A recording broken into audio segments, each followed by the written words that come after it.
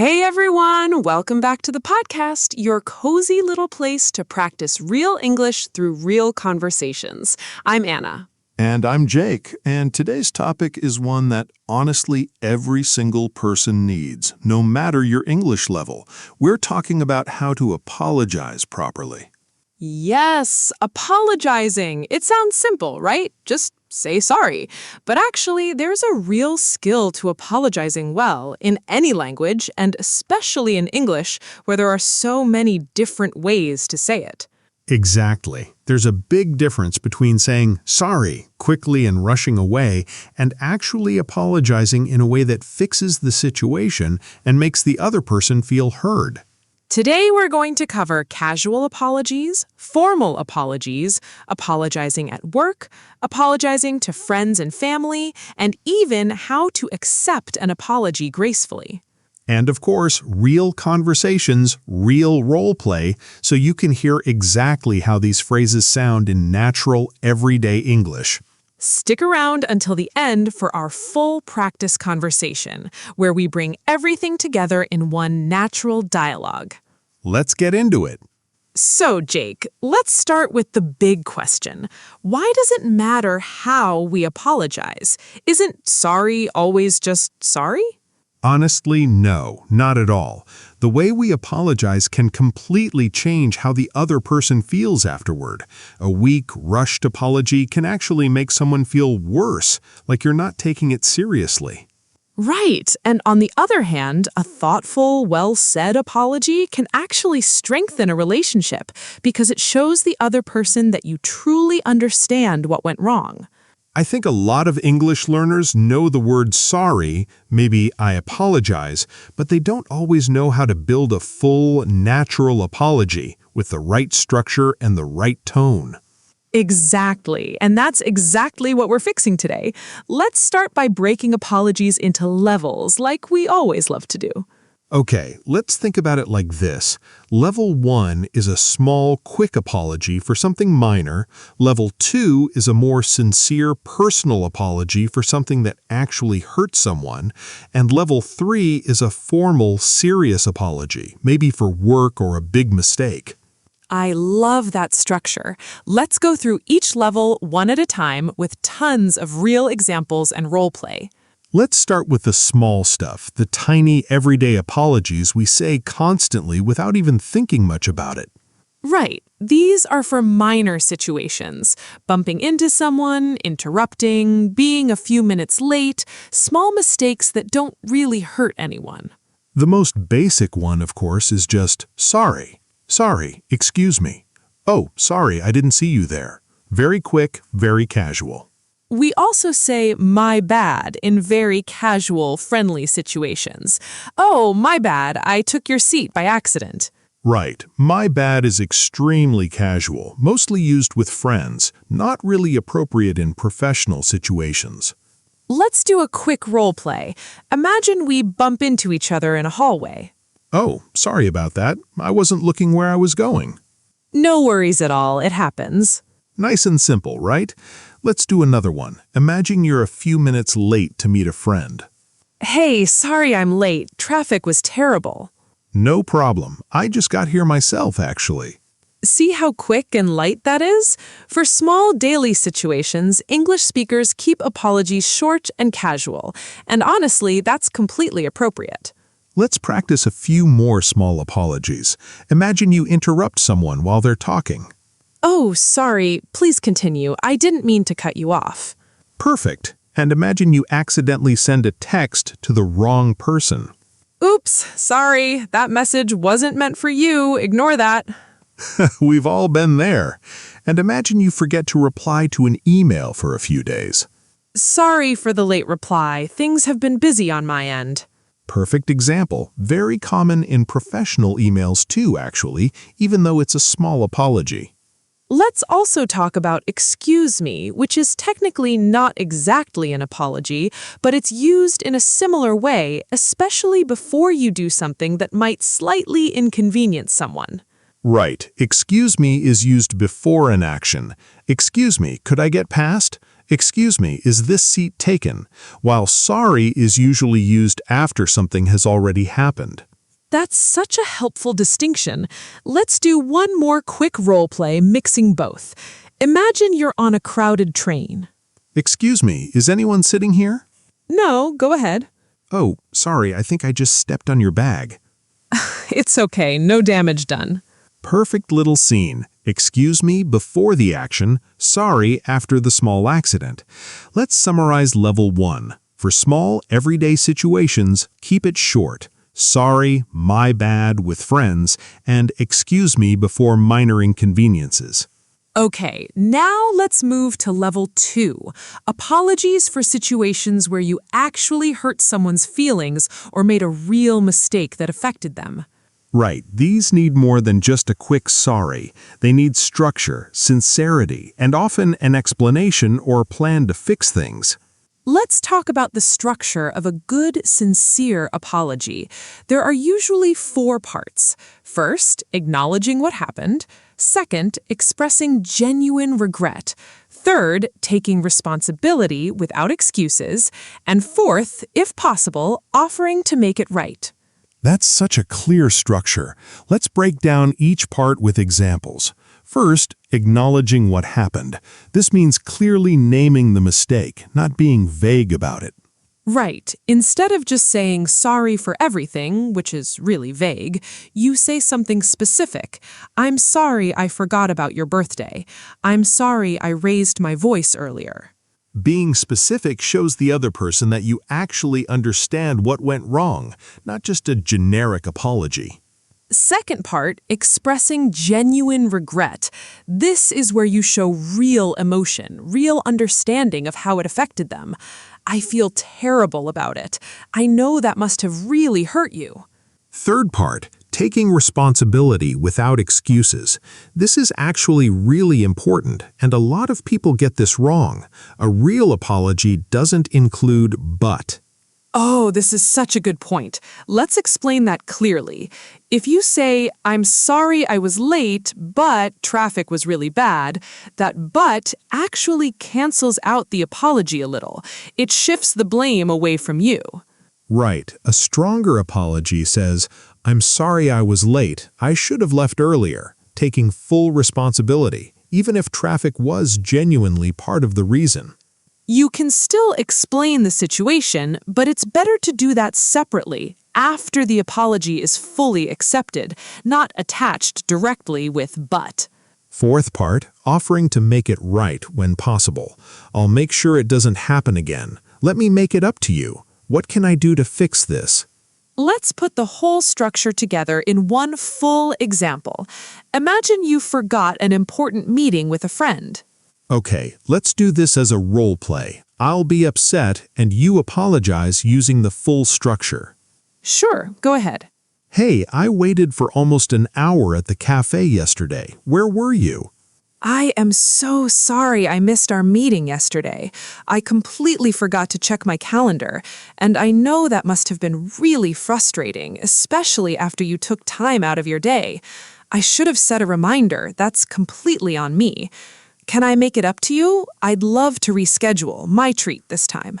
Wow, that felt really genuine. I appreciate that. Thank you. Let's reschedule for this weekend. Perfect. See, listeners, all 4 parts there. Acknowledging the specific mistake, expressing regret, taking full responsibility without excuses, and offering to make it right. Let's do another example, a slightly different situation. Imagine you said something hurtful during an argument. Okay, I'll apologize this time. Jake, can we talk about last night? Sure. I've been thinking about what I said, and honestly, I'm really sorry. I know that comment about your work was hurtful, and I shouldn't have said it, especially in the middle of an argument like that. I was frustrated, but that's not an excuse. I was wrong to say it.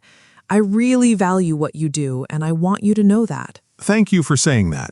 It did hurt, but I appreciate you being honest about it. See, listeners, notice how there's no "but I was just frustrated" attached directly to the apology. Instead, it's mentioned afterward as context, not an excuse. That distinction is honestly one of the most important things in this whole episode. Let's summarize level 2 apologies. Acknowledge specifically what happened, express genuine regret, take full responsibility without attaching excuses with but, and offer to make things right when you can. Now let's move to level 3, formal apologies, the kind you might need at work, in emails, or in more serious professional situations. Right. These need a different tone, more polished, more careful with word choice, often written rather than spoken. Let's talk about vocabulary first. Instead of just sorry, formal English often uses I apologize, I sincerely apologize, or please accept my apologies. Right. These phrases sound more professional and controlled. I apologize for the delay in my response. Please accept my sincere apologies for the inconvenience this may have caused. Let's build a full formal apology email together, step by step. Imagine you made an error in a report you sent to a client. Okay, let's start with the opening. Something like, Dear Mr. Thompson, I am writing to apologize for the error in the report I sent yesterday. Nice, clear, and direct. Next, we'd want to briefly explain what happened without making excuses. Upon review, I noticed that the sales figures in Section 3 were incorrect. Then we express the impact and regret. It understands this may have caused confusion, and I sincerely apologize for any inconvenience this has caused. Then, importantly, we explain the fix. I have corrected the figures and attached the updated report for your review. And finally, a closing reassurance. I will be more careful to double-check all figures before sending future reports going forward. Thank you for your understanding. Let's read that whole formal apology together as one piece. Dear Mr. Thompson, I am writing to apologize for the error in the report I sent yesterday. Upon review, I noticed that the sales figures in Section 3 were incorrect. I understand this may have caused confusion, and I sincerely apologize for any inconvenience this has caused. I have corrected the figures and attached the updated report for your review. I will be more careful to double-check all figures before sending future reports going forward. Thank you for your understanding. That's such a strong professional apology. Clear, responsible, and it includes a solution, not just an apology alone. Let's also practice a spoken formal apology, maybe in a meeting. Imagine you're apologizing to your team for a missed deadline. Okay, I'll be the team member listening. I want to start by apologizing to everyone for missing the deadline on Friday. I know this put extra pressure on the rest of the team, and that's completely my responsibility. Going forward, I'm going to build in more buffer time for unexpected issues, and I appreciate everyone's patience with this. Thank you for addressing it directly. We appreciate that. See, listeners, formal apologies at work follow a similar structure to personal ones. Acknowledge, take responsibility, explain the fix, but with more polished, careful language. Let's talk about one more formal phrase that's really useful. I regret. I regret any confusion this may have caused. I regret that I wasn't able to attend the meeting. Great phrase, very professional, very controlled. Let's summarize level 3. Use more formal vocabulary like I apologize or please accept my apologies. Clearly explain what happened without excuses. Show the impact you understand. Offer a solution or a plan for the future. And keep the tone controlled and professional.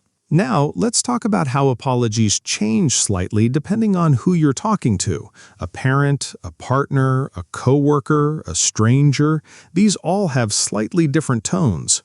Great idea. Let's go through a few. First, apologizing to a stranger, like bumping into someone on the street or accidentally taking someone's parking spot. These are usually quick and polite, similar to our level 1 apologies. Oh, I'm so sorry, I didn't realize you were waiting for that spot. Right. Brief, polite, and you usually move on quickly. Now let's talk about apologizing to a coworker, which sits somewhere between casual and formal depending on your relationship. Right. If you're close with your coworker, it might be more casual. Hey, sorry about snapping at you earlier. I was really stressed. But if it's more professional, it leans toward our level 3 tone. Let's do a quick role play for a coworker apology. Imagine you were short and impatient with a colleague during a stressful meeting. Hey, do you have a minute? I wanted to apologize for how I spoke to you earlier in the meeting. I was under a lot of pressure, but that's not an excuse for being short with you. I appreciate you saying that. Honestly, it did feel a little harsh in the moment. That's fair, and I'll be more mindful going forward, especially during stressful discussions. Perfect balance. Honest, personal, but still professional. Now let's talk about apologizing to a partner or spouse, which often needs the most emotional depth. Right. These apologies often benefit from acknowledging feelings specifically, not just actions. I know I made you feel unimportant when I was on my phone during dinner, and I'm really sorry. Let's do a role play for this one too. Imagine you forgot an anniversary. I can't believe I forgot our anniversary yesterday. I feel awful about it. Yeah, it really hurt, honestly. It felt like it wasn't important to you. I completely understand why it felt that way, and I'm truly sorry. That's the last thing I want you to feel. It was important to me too. I just lost track of the date, which is still on me.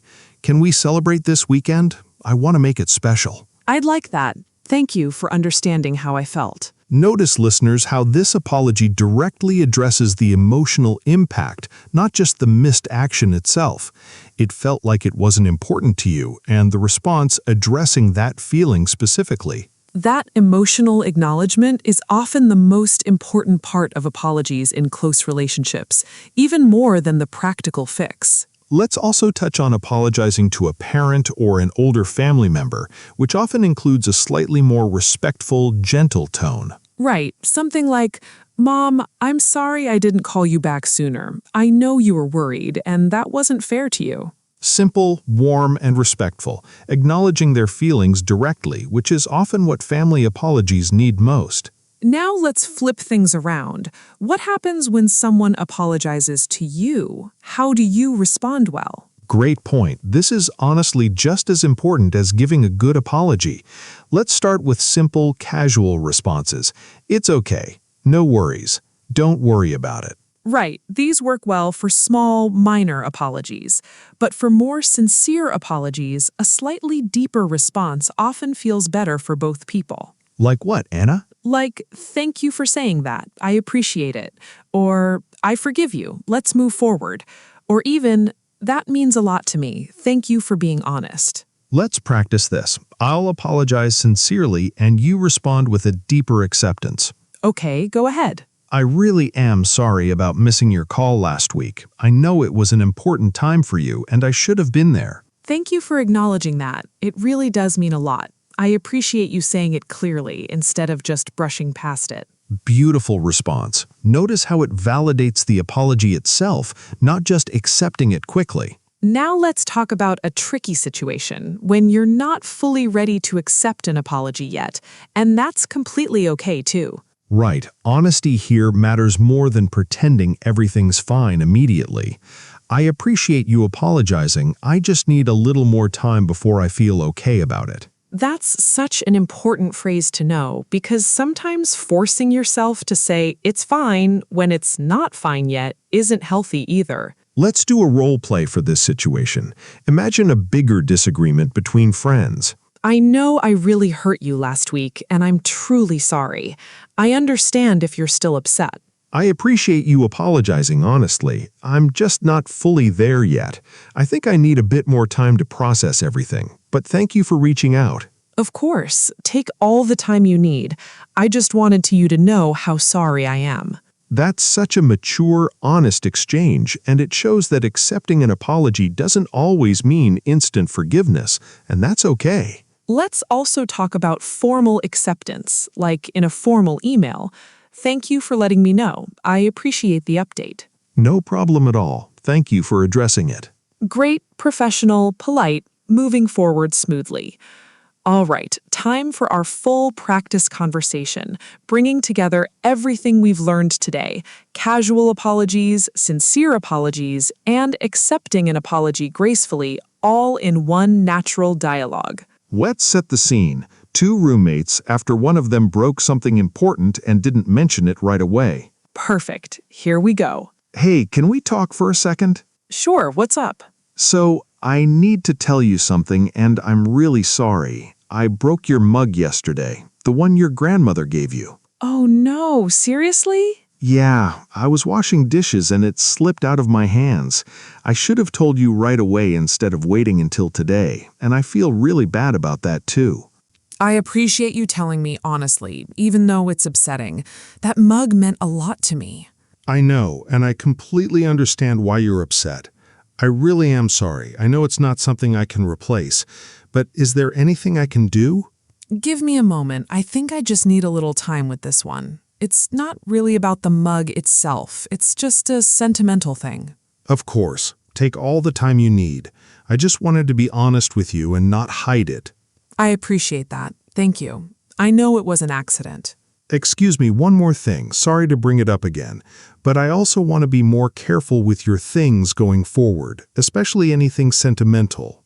Thank you. That really does mean a lot to me. Okay, listeners, did you catch everything in that conversation? A sincere apology with full responsibility, no excuses, emotional acknowledgement, an offer to help, and a graceful, honest response from the other side, including permission to take time before fully feeling okay. Let's break down a few key lines. I should have told you right away. Taking responsibility, no but. I completely understand why you're upset. Emotional acknowledgement, validating feelings. I think I just need a little time with this one. Honest, graceful response, without forcing instant forgiveness. I want to be more careful with your things going forward, offering a real plan for the future, not just words. See how naturally all these apology tools weave together in one real, everyday situation? That's exactly the goal for today. Let's talk about mistakes now, both language mistakes and communication mistakes, because both matter here. Great point. Language mistake number 1, saying I'm sorry for instead of I'm sorry that when needed. Actually, both can work, but the structure changes. Right. I'm sorry for being late uses a gerund after for. I'm sorry that I was late uses a full clause after that. Both correct, just different structures. Useful to have both in your toolbox. Good point. Mistake number 2, forgetting the difference between sorry and sorry about. I'm sorry alone is a general apology. I'm sorry about the mug specifies exactly what you're apologizing for. Right. Being specific, like we discussed earlier, always makes an apology feel more genuine. Now let's talk about communication mistakes, not just grammar mistakes. The biggest one, attaching but directly to your apology. We covered this earlier, but it's worth repeating because it's so common. I'm sorry, but you also instantly shifts blame and weakens the apology completely. Second communication mistake, over-apologizing for things that don't need an apology, which can actually come across as insecure or can annoy the other person over time.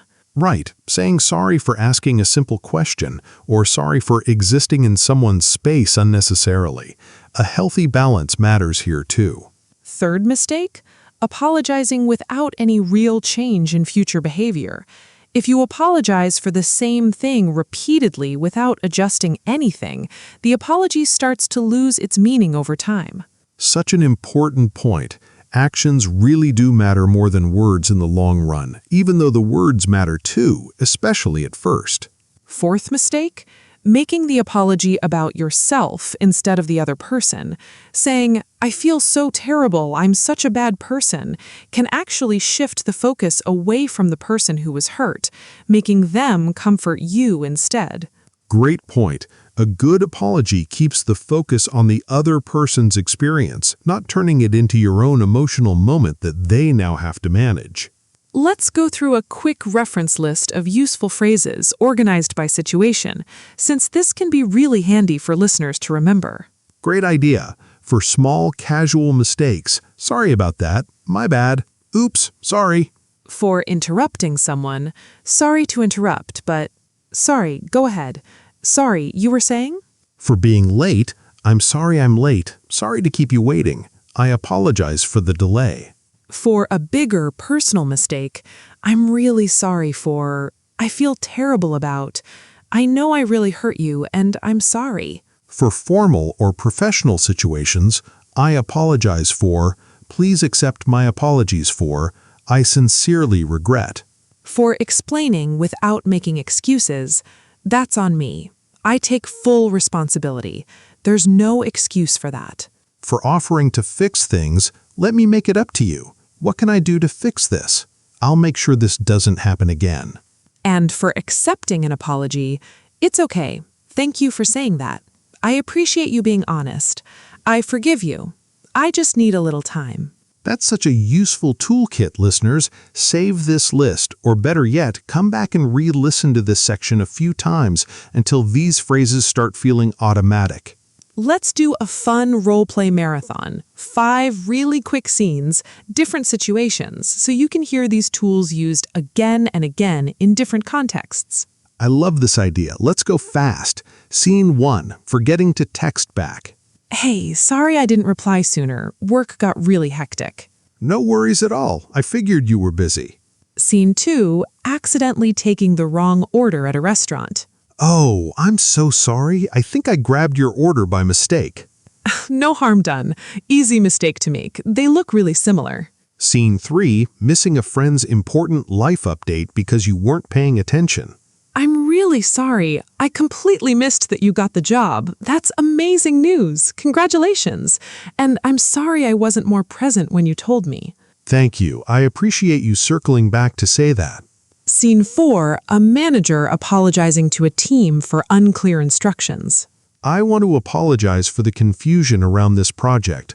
My instructions weren't as clear as they should have been, and that's on me.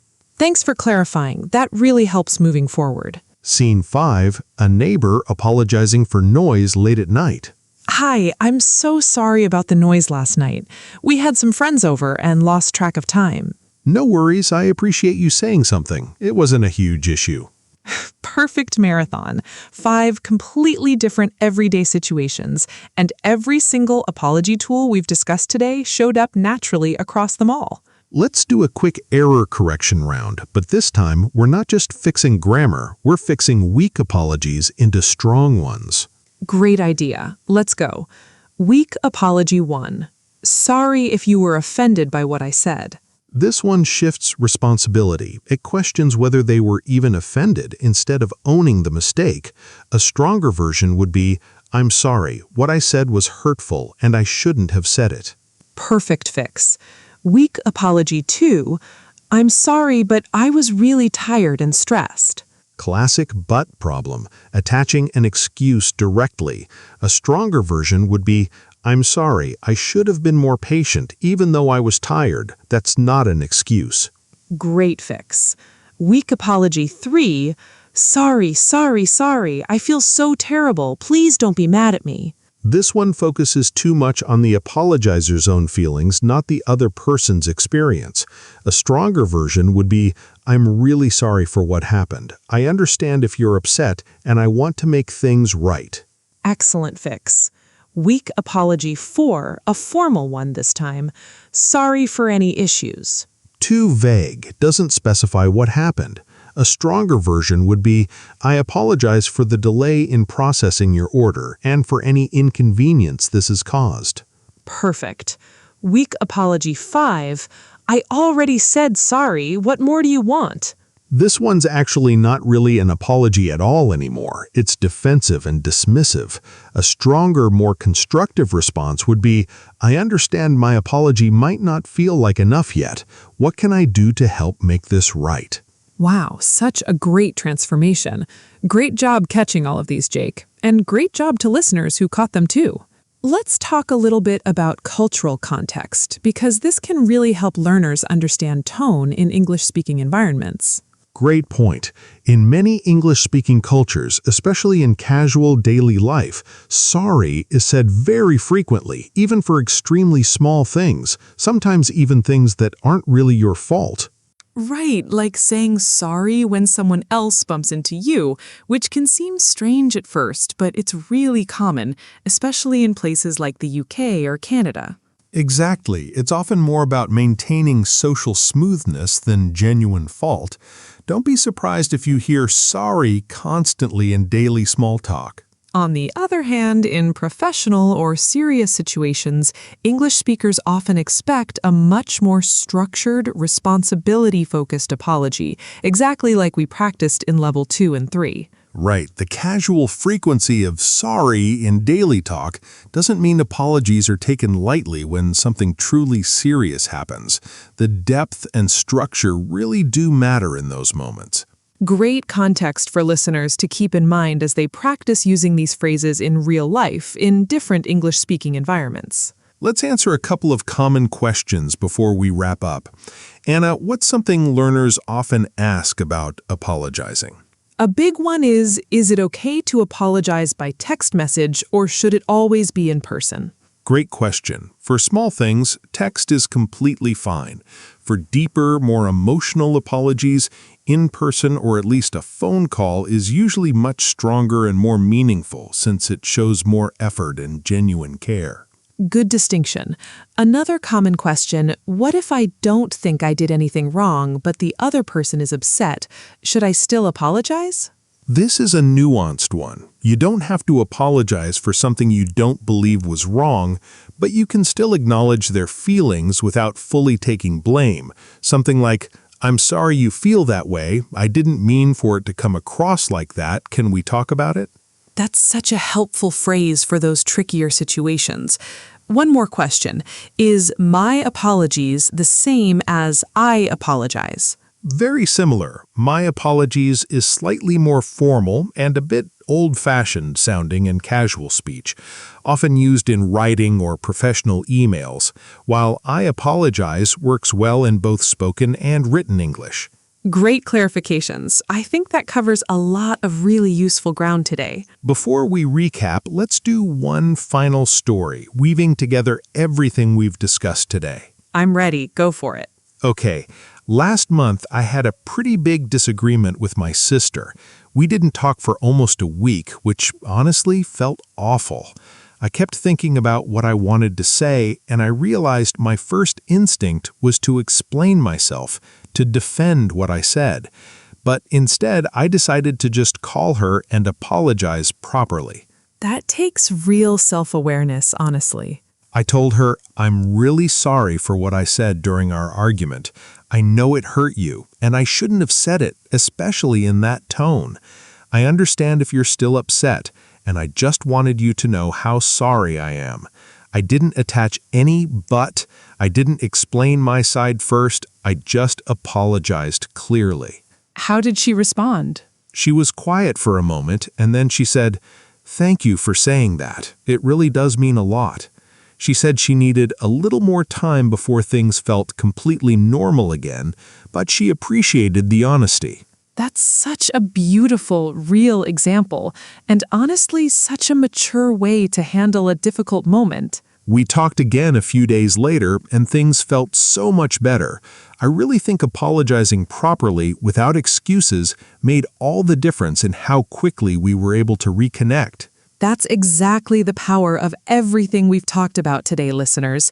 It's not just about English phrases. It's about genuine, clear, honest communication. And English gives you the tools to express that clearly. Let's spend a little more time on written apologies because so much of our daily communication now happens through text, email, and messaging apps, not just spoken conversation. Great point, and honestly, writing an apology can feel even harder sometimes because you don't have tone of voice or facial expressions to soften things. Exactly. So word choice matters even more in writing. Let's practice a few different written apology examples, starting with a casual text message to a friend. Okay. "Hey, I know I've been distant lately, and I'm really sorry. It's not about you at all. Work has just been overwhelming. I miss our conversations. Can we catch up this weekend?" That's such a warm, honest message. Notice it acknowledges the behavior, gives context without making it an excuse, and offers a next step. Let's try a slightly more serious text now, maybe after a disagreement over messages. I've been thinking about our conversation earlier, and I realized I was pretty harsh. I'm sorry, that wasn't fair to you, and I'd like to talk more when you're ready. Perfect. Calm, responsible, and it leaves space for the other person's own timing, too, which is really important in writing since you can't always tell if someone needs time before responding. Let's do one more, a workplace Slack message this time, apologizing for missing a deadline on a smaller task. Hi team, apologies for the delay on the design files. I underestimated how long the revisions would take. They'll be ready by end of day today. Thanks for your patience. Great example. Professional, specific, and it includes a clear timeline for the fix, which is often exactly what people need most in a work apology. Let's practice one final written apology, a slightly more emotional one, maybe in a longer email to a close friend after a real falling out. Okay, I'll draft this one. Hi Maria, I've wanted to write this for a few days now, but I kept putting it off because I wasn't sure what to say. I'm truly sorry for what happened at dinner last week.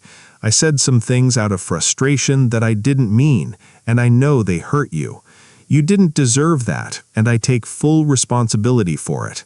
I really value our friendship, and I hope we can talk when you're ready. No pressure at all, just know that I'm here whenever you are. Wow, that's such a thoughtful, complete example, listeners. Notice how it includes almost every tool we discussed today: specificity, responsibility, no excuses, emotional acknowledgement, and space for the other person's own timing. Written apologies really do give you a chance to slow down and choose your words carefully, which can actually make them even more powerful than a quick spoken one sometimes. Let's talk about one more tricky situation, when someone apologizes and it's a decent apology, but you're honestly still upset, and you're not sure how to express that without sounding harsh. This is such a real common situation. Let's give listeners some phrases for this. I hear you and I appreciate the apology, but I'm still processing how I feel about it. Notice this but is different from the excuse-making but we talked about earlier. Here it's simply expressing an honest emotional state, not shifting blame. Good distinction. Another useful phrase, thank you for apologizing, I just don't think I'm ready to move past it completely yet. Or a little more direct, I appreciate you saying that, but honestly, this has happened before and I need to see some real change this time. That last one is really important too, because sometimes an apology alone isn't enough if there's a pattern of the same behavior repeating. Let's do a quick role play for this exact situation. Imagine a repeated pattern of someone canceling plans last minute. I'm really sorry for canceling again. I know this is becoming a pattern, and that's not fair to you. I appreciate you acknowledging that, honestly. I just think words alone aren't quite enough for me this time. I'd love to see it actually change going forward. That's completely fair, and I understand. I'll do better, and I hope I can show you that with time, not just this conversation. Thank you for understanding. I really do want things to be okay between us. Such a mature, honest exchange, listeners, and it shows that expressing lingering hurt, even after a good apology, is a completely healthy and normal part of communication, too. Before we recap, let's give listeners a few questions to practice on their own, out loud, right now if you'd like to pause the episode. Question 1. Think of a small mistake you made recently, something minor. Try apologizing for it using a level 1 casual phrase. Question 2. Think of a time you hurt someone's feelings, even a small moment. Try building a full, sincere apology using the 4-part structure: acknowledging, expressing regret, taking full responsibility, and offering to make it right. Question 3. Imagine you need to send a formal apology email to a client or a boss. Try writing 1 or 2 sentences using formal vocabulary like, I apologize, or please accept my apologies. Great questions. Let me answer the second one to give an example. Last week, I was distracted on the phone when my friend was telling me an important story, and I completely missed part of it. I apologized by saying, "I'm really sorry I wasn't fully listening earlier. I know that story mattered to you and you deserved my full attention. I'll be more present next time." That's such a clean, complete example, and notice how naturally it followed the structure without sounding robotic or rehearsed. That's really the goal here, listeners, not memorizing a script word for word, but internalizing the structure so your own real apologies come out naturally, honestly, and effectively. All right, let's recap everything from today's episode. Level 1, small everyday apologies. Keep it short and casual. "Sorry, my bad" with friends. "Excuse me" before minor inconveniences. Level 2, sincere personal apologies. Acknowledge specifically what happened, express genuine regret, take full responsibility without attaching excuses with "but," and offer to make it right. Level 3, formal and professional apologies. Use polished vocabulary like "I apologize" or "Please accept my apologies." Explain clearly, show understanding of the impact, and offer a solution or plan for the future. We also talked about apologizing differently depending on the relationship, strangers, coworkers, partners, and family, and how to accept an apology gracefully, whether instantly or by asking for a little more time. And remember the biggest mistake to avoid: never attach "but" directly to your apology. It weakens everything you just said. If you remembered nothing else from today, remember this. A real apology acknowledges specifically what happened, takes full responsibility without excuses, and focuses on the other person's experience, not just your own feelings. Such an important reminder. And listeners, just like always, practice really is the key here. Try using one of today's phrases in a real situation this week, even a small one. And remember, apologizing well isn't a weakness. It's actually one of the strongest, most mature communication skills you can have in any language. Beautifully said. All right, everyone, that's it for today's episode. Thank you so much for spending this time with us, practicing your English. We'll see you next time, right here for more easy English conversation practice. Take care and keep speaking. Bye, everyone.